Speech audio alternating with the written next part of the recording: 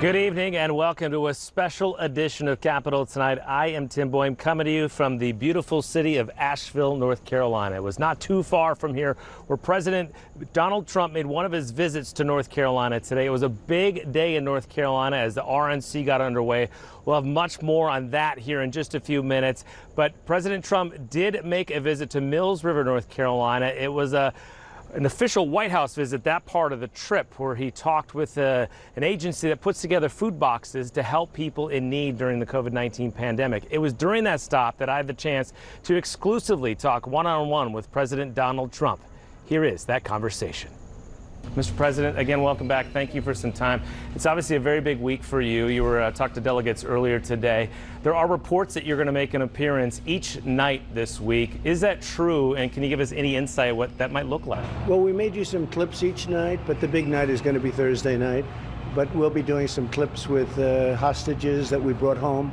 Many hostages, over 50, we brought them home, and I'm so happy about it. One of the many things I'm actually happy about. And so we have some clips, but we'll be doing in and out, but not too much. The big night is really Thursday night. Speaking of that, what type of role are you playing in crafting this speech? Well, that's a big role, I will say. On that one, I'm involved very much, and hopefully you'll like it. I gave a little bit of a speech today when we accepted certain very, very nice numbers. You saw the numbers coming in. So I did something this morning which covered a lot of territory, actually, but we look forward to it. Thursday night's going to be exciting. You're here today talking with farmers and those that benefit from this as well. Farmers are struggling in a lot of parts of the country. A lot of it is supply chain issues.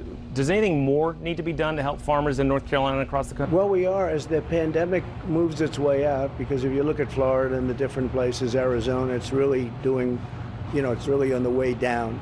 And as it moves out, the farmers are doing better and better. But we've opened programs like this program, and it's from the farmers to the people that want to eat, that have to eat.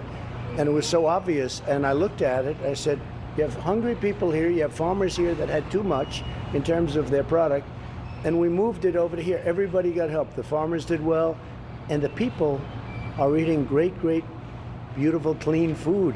So it really worked out very well, and the farmers were just telling us how incredible a program it's been, but also for the people that were hungry.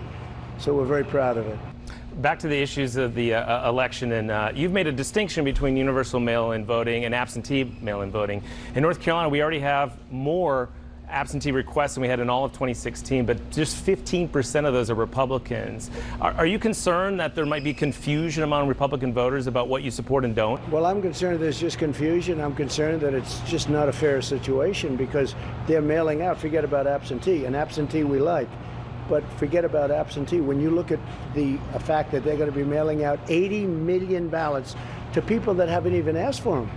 And people are going to get ballots they don't even know. Number one, are they the right people? Is it a Republican area, a Democrat area?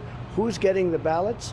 And if you look at 5, 6, 7 different occasions over the last month, it's fraught with error and fraud and problems. And now they're talking about 80 million ballots. It's a crazy thing. It's not going to work out well.